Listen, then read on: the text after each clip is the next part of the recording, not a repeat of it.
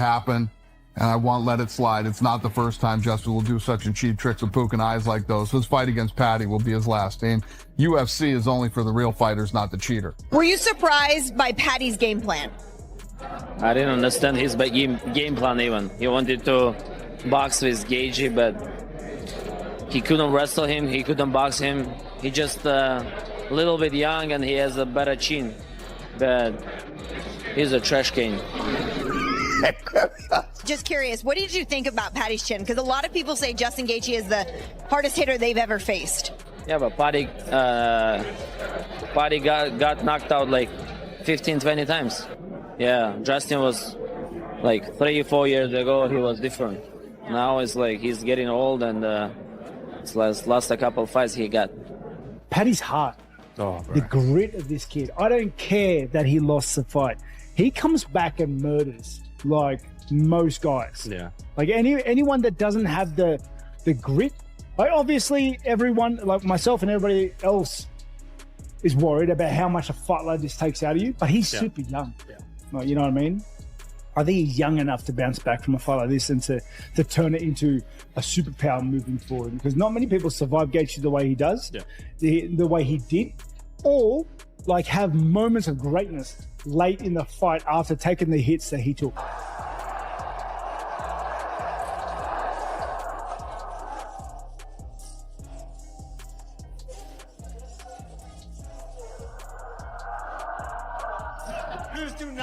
That Scalzer does not get knocked out. Oh my God. I just felt like I did enough. I just felt like I did enough to get the job done. Paddy is getting the beat out of him right now. It looks like, Jesus, this might not end well. It was almost like he understood the assignment. We're on Paramount. There's a new network.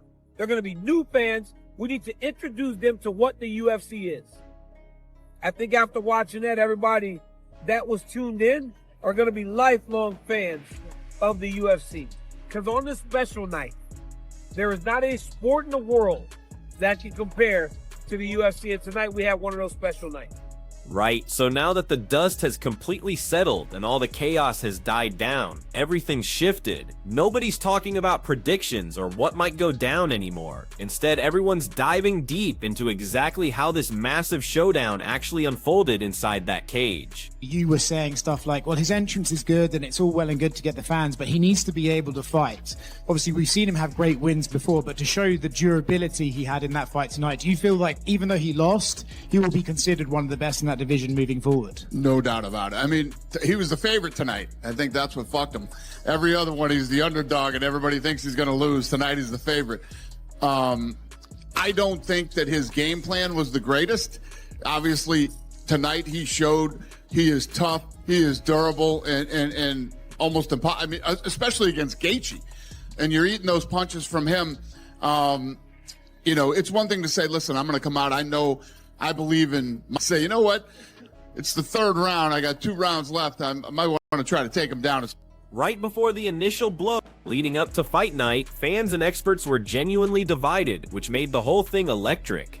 Some people were absolutely convinced that Paddy's relentless pressure and his signature wild pace would completely overwhelm Gaethje and run the entire fight, but just as many believed that Justin's famous composure, combined with his surgical precision and devastating power, would be the deciding factor. What's fascinating is that this exact same split in expectations actually mirrored how the fight developed step by step. It shaped how everyone watching and analyzing perceived what was happening live, making every moment feel deeply significant. Gaethje, what an unbelievable performance. Paddy the Paddy, oh my God, he impressed the hell out of me. Incredible. He'll learn from that, but I tell you what, he's got what you can't teach. Heart, grit, determination, all that shit. Yeah, you can make tweaks. You can put the chin down, you can lift the hands up. What he showed tonight is that he is legit. The man is real, and that's for damn sure. He's at the hospital right now. He'll be fine. They're just checking him out.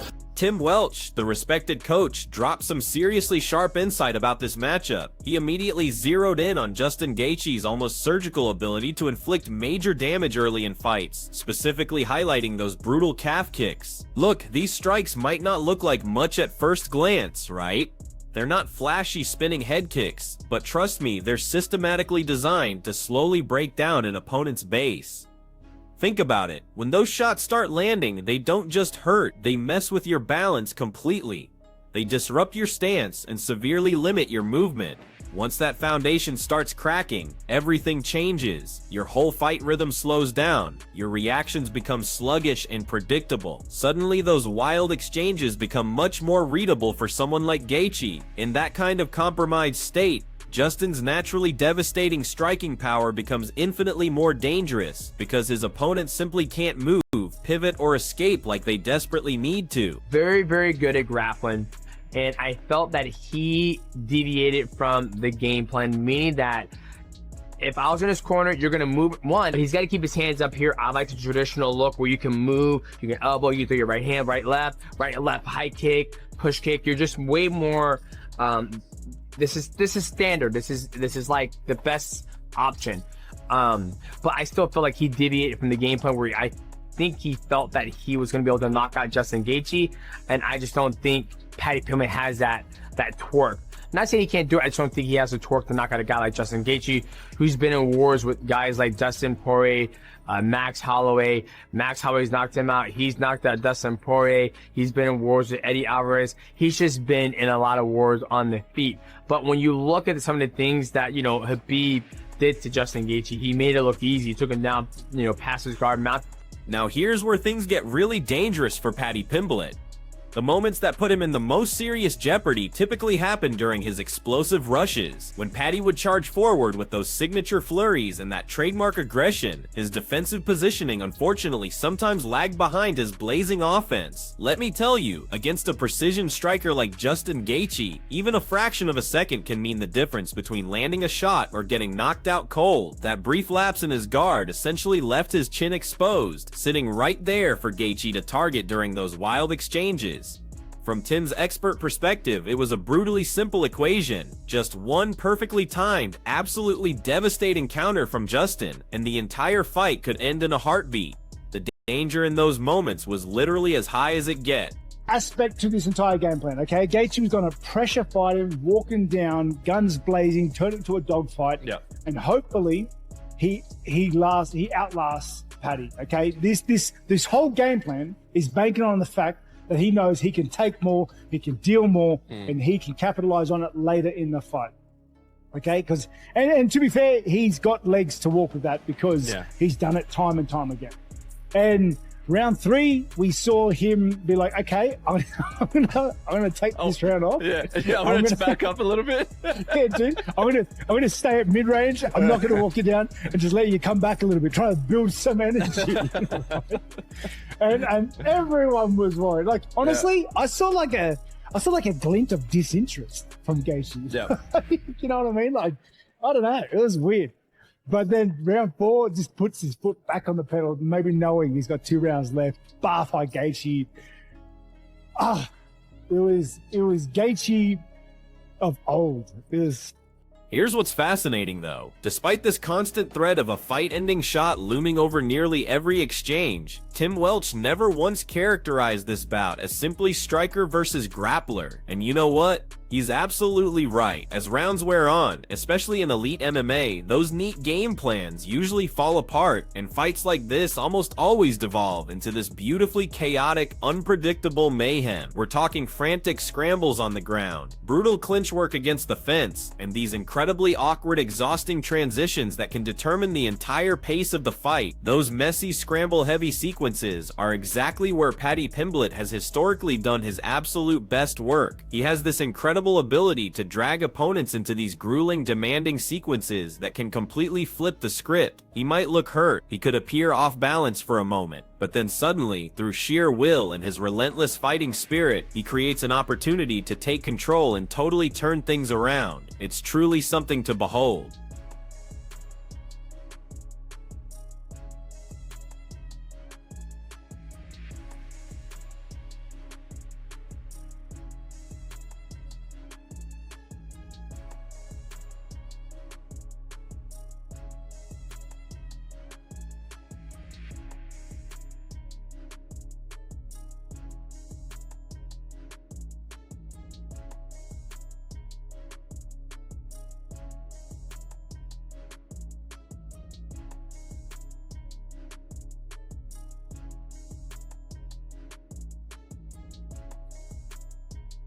don't want to look like a loser right now, but everyone saw I was better than Justin that fight, but the UFC wanted him to win. The lad smashed my eye with his finger.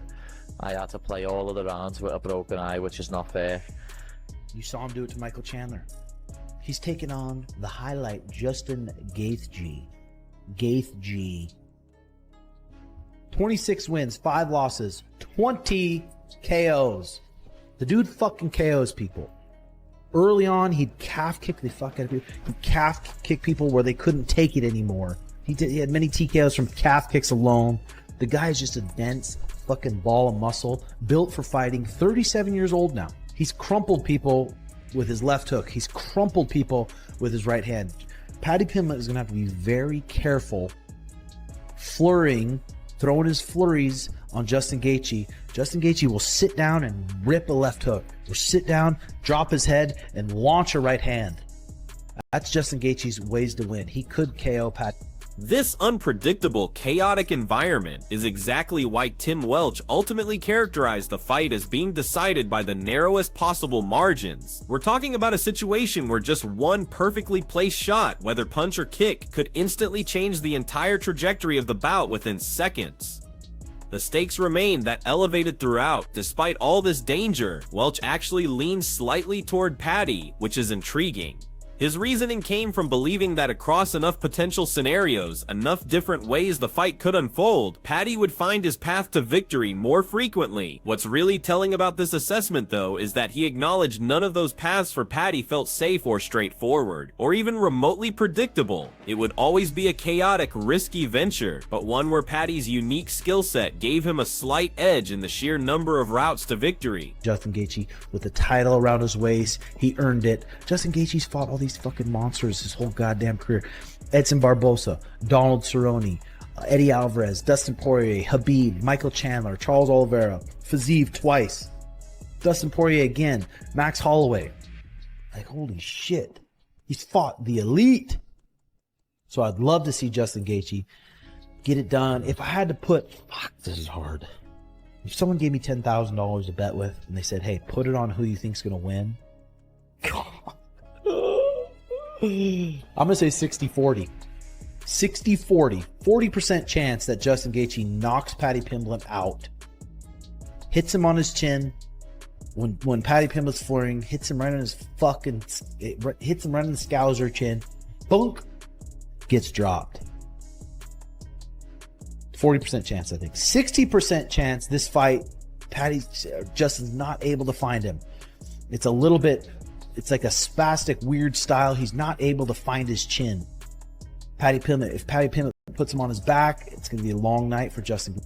With each thrown strike, every technique executed, the expert opinions remained completely divided. It was like watching two totally different combat philosophies clash. One side firmly believed that Paddy Pimblett's incredibly wild, unorthodox movement, combined with his deeply ingrained grappling instincts, would simply drown Justin Gaethje in this massive wave of chaos. They figured Paddy could drag Gaethje into uncomfortable positions for extended grueling stretches, taking him out of his comfort zone. But the other side placed their complete faith in Justin's legendary composure, his proven finishing ability, and his striking precision. Their view held that Gaethje would consistently make Paddy pay heavily for every risky advance, for every sloppy exchange. This fundamental disagreement in perspective made the actual fight into something truly special, where literally every single exchange felt like it carried the potential to completely rewrite the entire narrative. The atmosphere in the arena, among the analysts, and with the fans shifted incredibly quickly precisely because neither fighter allowed the other to settle into any kind of comfortable rhythm. Will youth be served with Pimblett? Maybe. Gaethje, experience, good striker.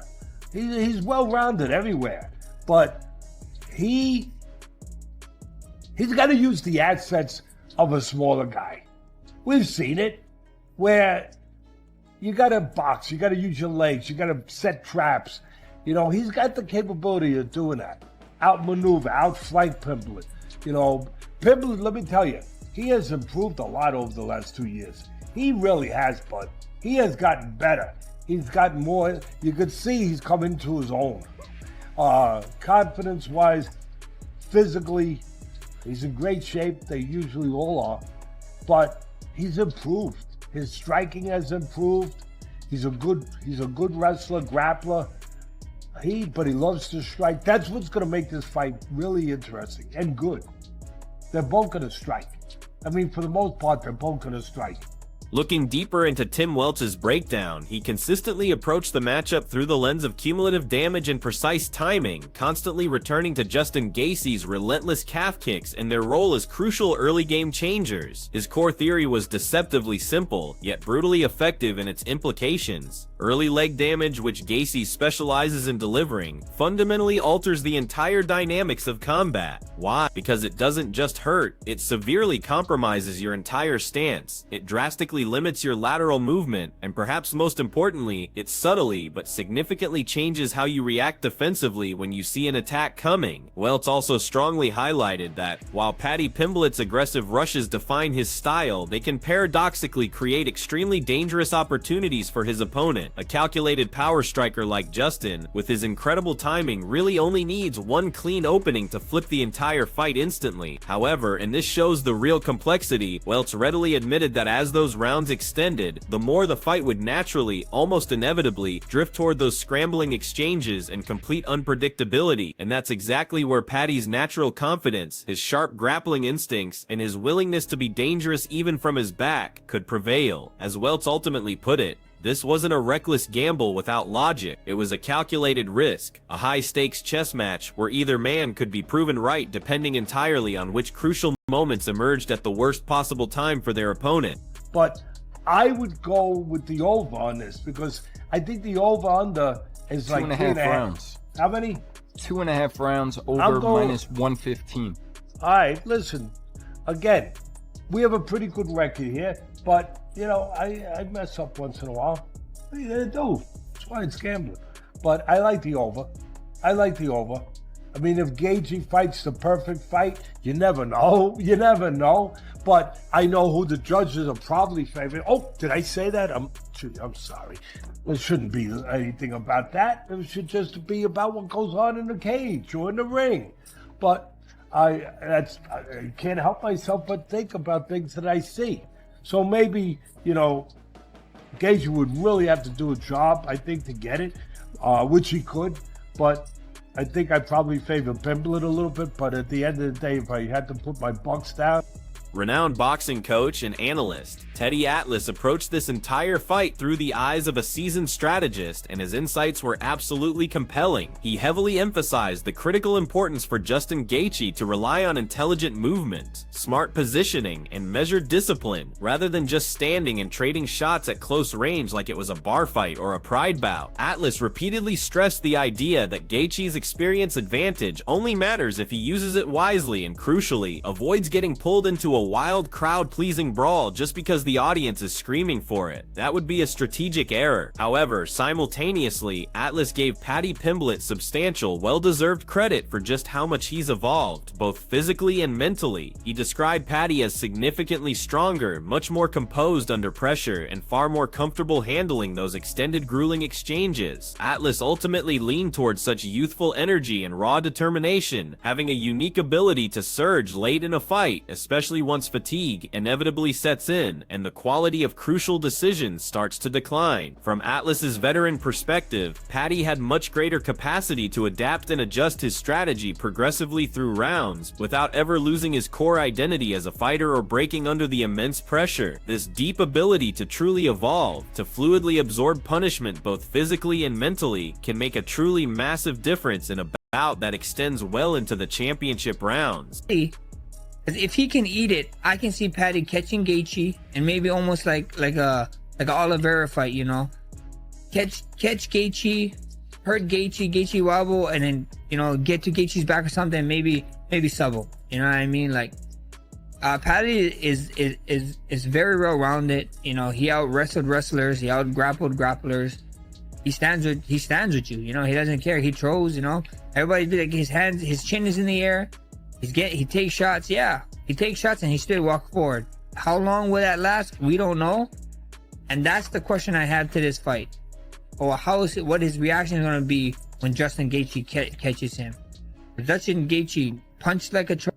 Max Holloway, always a direct and insightful analyst, basically boiled the entire complex matchup down to one brutal, completely unforgiving question. Could Paddy Pimblett actually survive Justin Gaethje's legendary finishing power without completely falling apart? It's a frighteningly simple question, but it cuts straight to the heart of what makes Gaethje such a dangerous opponent. Holloway's expert take was this: if Paddy showed the raw durability and mental toughness to weather that incoming storm of strikes, then he absolutely had the natural fighting ability to turn those terrifying, disadvantageous moments into superior grappling control and sudden momentum swings. And let me stress, in a fight at this level, those kinds of shifts can completely reverse the entire situation in the blink of an eye. Holloway also made it crystal clear that Justin Gaethje, unlike many other fighters, never really needs to land a huge volume of shots to change a fight's direction. Why? Because every single well-placed punch and every single well-placed kick he lands carries truly devastating fight-altering consequences. It only takes one perfectly timed crushing blow from Gaethje to instantly erase an entire round of hard work and effort, possibly before Paddy can even find a steady rhythm.